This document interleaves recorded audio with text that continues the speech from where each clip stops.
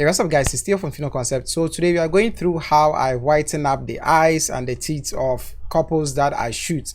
Basically clients that I shoot every single time in Adobe Photoshop. So let's get started.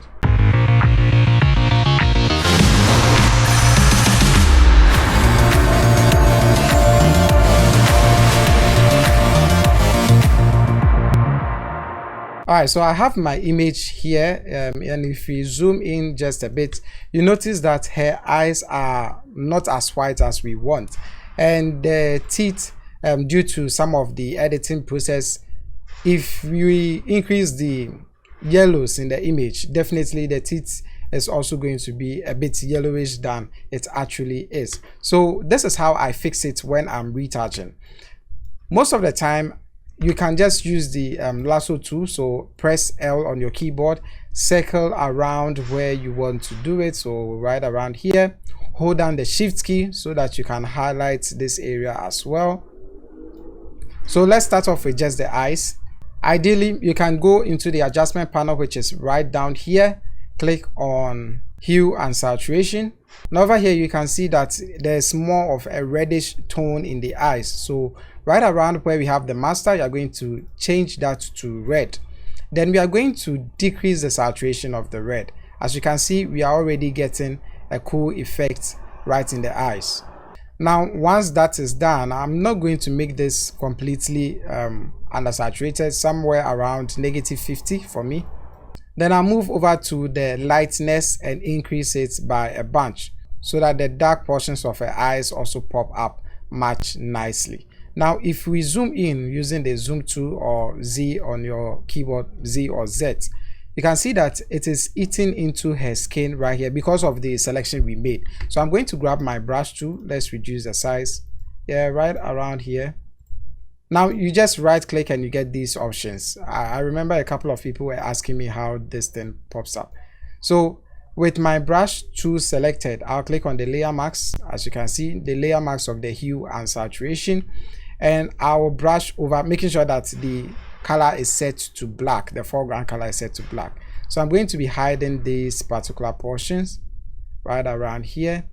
If it isn't really working out for you, probably check the opacity up here and the flow up here too as well. So I'm just going to brush through right around here like so. I'll move over to this side as well and do the exact same thing right around here. So if I zoom out, maybe full screen, this is what we have. So this is the before and this is the after. This is the before and this is the after. So it's looking a bit more white here. Now apart from this, I also have other ways of making the eyes pop. So let's go ahead and create our selection again. So I have my selection of the eyes. Now this time around, still with any of the selection tools, the lasso tool is what I have at the moment. I'll right click anywhere and click on layer via copy or layer via copy. I'll create a copy of that. So as you can see, we just have the eyes like so. I know it's looking quite weird. Then I'll go into filter and I'll go into camera raw filter. So those of you who don't have the camera raw filter feature, then you can use the first one. But if you have that feature, you can definitely try this as well. So over here, I'll go into, you can start off with the color where you can change the temperature to make it a bit blue. But in this scenario, we don't have that warm or yellowish look in here. It's more of the reddish. So I'll go into my HSL panel or the color mixer if you are using a newer version of Photoshop. Then over here where we have the saturation, I'll bring down the saturation of the reds, as you can see.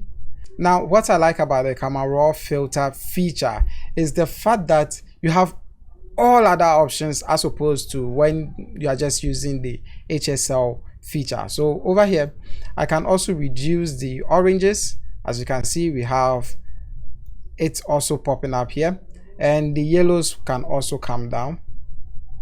So right around here is also good. Just don't make it too overwhelming. Then I'll go into the luminance or the lighten part.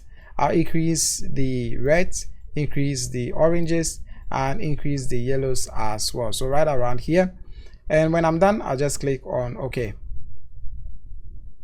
So as you can see, this is the before and this is the after, before and after. This is what we have with the hue and saturation. This is what we have for the camera raw feature. So if the teeth is where your focus is, you are practically going to do the exact same thing to make the teeth pop much better. So let me know, guys, which of these features would you go for, or you are probably going to use both of them at the same time. Let me know in the comment section below. Anyway, thank you guys for watching. If you like this video, please give it a thumbs up. If you'd like to watch more of our videos, hit that subscribe button, and as always, don't forget to share with your family and friends. This is Theo from Film Concept, and I'll talk to you guys in the next one.